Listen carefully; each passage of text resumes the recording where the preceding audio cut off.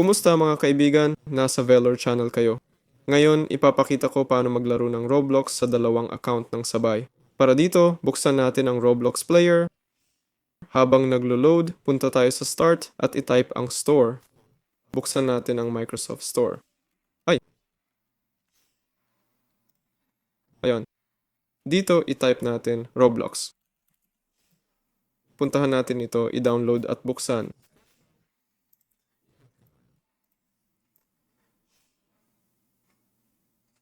Pagkatapos mag-login at sumali sa isang laro. Halimbawa, dito sa empty,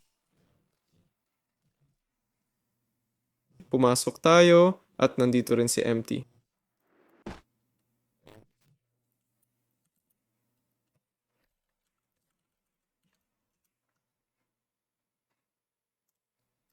Ayun. At ayun, ganun nga.